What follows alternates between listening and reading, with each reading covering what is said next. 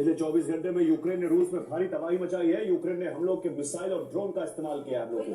Kremlin दावा कर रहा है कि यूक्रेन ने F-16 से भी बमबारी की है। यूक्रेन इस बार ऊर्जा ठिकानों को टारगेट कर रहा है, जिससे सर्दियों में रूस अंधेरे में डूब जाए। रूस के रोस्टोव में ऑयल पंप स्टेशन पर ड्रोन से हमला किया। इसके अलावा कुर्स्क की गैस रिफाइनरी पर भी बॉम्ब बरसाए गए। इस दौरान साइबेरिया के गेमबर्ग से आने वाली गैस पाइपलाइन पर हमला किया, जिससे उससे जुड़ने वाले पंप स्टेशन और रिफाइनरी तक आग फैल गई। इसी तरह के हमले बेलगोरोद में हुआ, जहां इन्फेंट्री ऑयल टैंकर को तबाह कर दिया, जबकि ओरूग और ब्रयांस्क में पावर स्टेशन को भी बड़ा नुकसान पहुंचाया।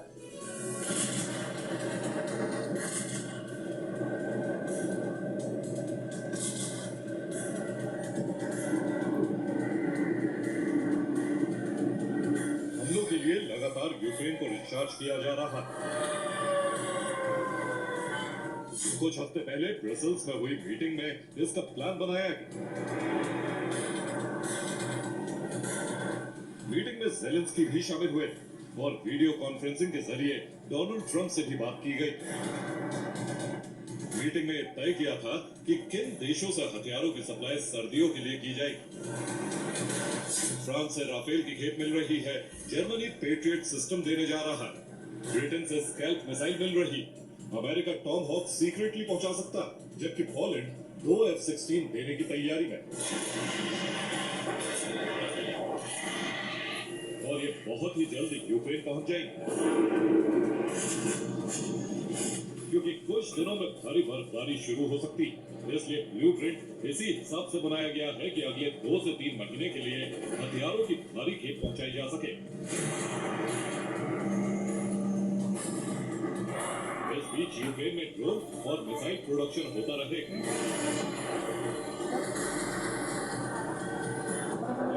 की कोई कमी नहीं होगी। रूस पर लगातार हमले होते रहेंगे। इससे बौखलाकर क्रेमलिन उन तमाम रूट को ध्वस्त करने जा रहा है जहां से हथियार यूक्रेन पहुंच सकते हैं। और यूक्रेन ने हमले का नया पैटर्न शुरू किया है, जिससे एक बार में डबल अटैक किया जा सके। कुछ घंटे पहले कुर्स्क में इसी पैटर्न से हमला किया गया, जिसमें हथियारों से भरे मिलिट्री ट्रक पर ड्रोन स्ट्राइक की गई, जिससे ट्रक में आग लग गई। हमला उस वक्त किया गया जब ट्रक कुर्स्क रिफाइनरी के पास था। ऐसे में जलता हुआ ट्रक रिफाइनरी में जा घुसा। हथियारों से भरे ट्रक में बड़ा विस्फोट हुआ, जिससे रिफाइनरी को बड़ा नुकसान पहुंचा। 2 यूनिट पूरी तरह से तबाह हो गई। यूक्रेन ने इसी पैटर्न पर रूस में कई जगह हमले किए।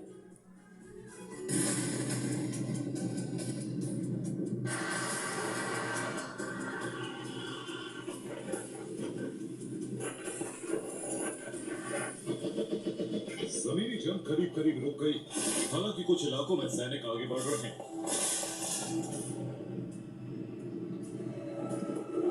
रूसी सैनिक यूक्रेनी पोस्ट पर कब्जा कर रहे हैं, लेकिन बर्फीली कीचड़ की वजह से काफी परेशानी हो रही है। लेकिन रूस ने जो प्लान बनाया है उसके मुताबिक रूस सर्दियों में ही यूक्रेन का सरेंडर कराएगा। इसके लिए जमीनी जंग रुकने के बावजूद भी हवाई हमले जारी रहेंगे। इसके लिए फाइटर जेट को फ्रंट लाइन पर लगा दिया। अब यूक्रेन के अहम ठिकानों पर ताबड़तोड़ बमबारी की तैयारी। नाटो को इसका अंदाजा है कि रूस सर्दियों में यूक्रेन में भारी तबाही मचाने वाला है। इसीलिए यूक्रेन भी बड़ी तैयारी कर रहा है। इसके लिए यूरोपीय देश मदद में जुट गए। रूस के पास कहीं ज्यादा फाइटर जेट और बॉम्बर्स। अभी तक रूस इन्हीं से हमला करके दिखलाता रहा, लेकिन यूरोप की कोशिश है कि किसी भी तरह से रूस को यूक्रेन में उठाकर रखा है। यही वजह है यूक्रेन को विंटर में युद्ध के लिए फाइटर जेट की बड़ी खेप दी जा रही।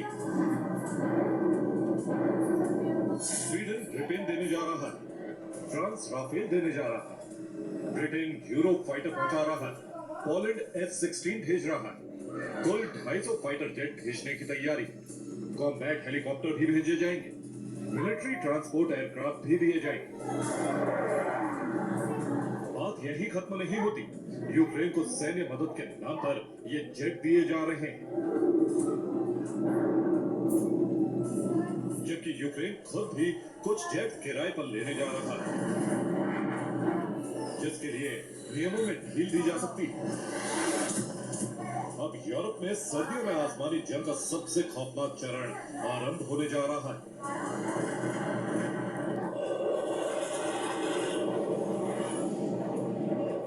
जिसमें ड्रोन और मिसाइल से भी हमले किए जाएंगे। लेकिन फाइटर जेट का रोल काफी अहम होने जा रहा है।